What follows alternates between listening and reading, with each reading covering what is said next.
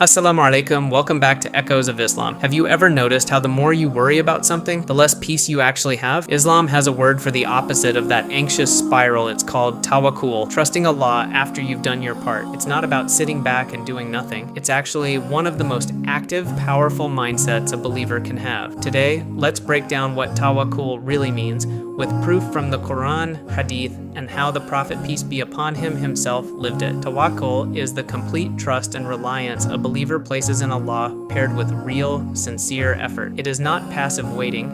It is doing everything within your power and then genuinely releasing the outcome to Allah. Allah says in the Quran, chapter 65, verse 3, وَيَرْزُقْهُ مِنْ حَيْثُ لَا يَحْتَسِبُهُ وَمَنْ يَتَوَكَّلْ عَلَى اللَّهِ فَهُوَ حَسْبُهُ إِنَّ اللَّهَ بَالِغُ أَمْرِهِ قَدْ جَعَلَ اللَّهُ لِكُلِّ شَيْءٍ قَدْرًا.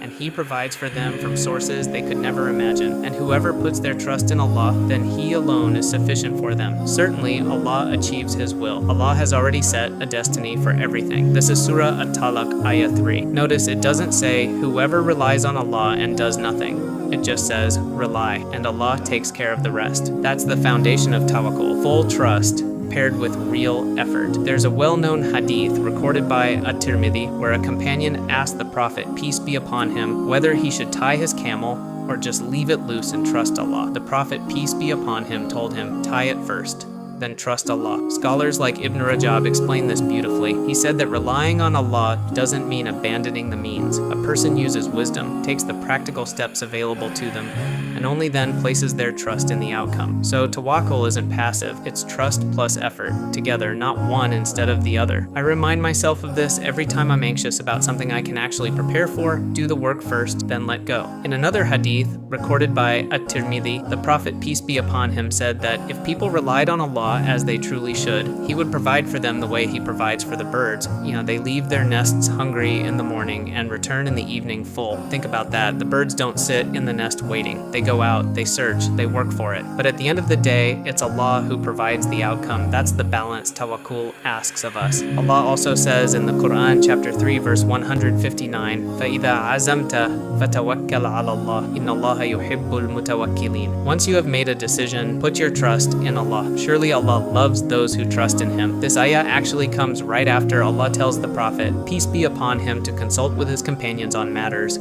so the order matters. Think it through, consult, if needed, decide, and only then hand the outcome over to Allah. So tawakkul isn't about ignoring your responsibilities and just hoping things work out. It's doing everything within your ability and then genuinely letting go of the anxiety about what happens next. Next time you're anxious about a job interview, an exam, or something in your life you can't fully control, ask yourself, have I tied my camel? Have I done what's actually in my hands? If yes, that's where trust in Allah takes over. If this reminder helped you, follow along. Next week, we'll keep building on habits like this together. New reminders every Friday right here on Echoes of Islam. Subscribe and let's grow together, one step at a time.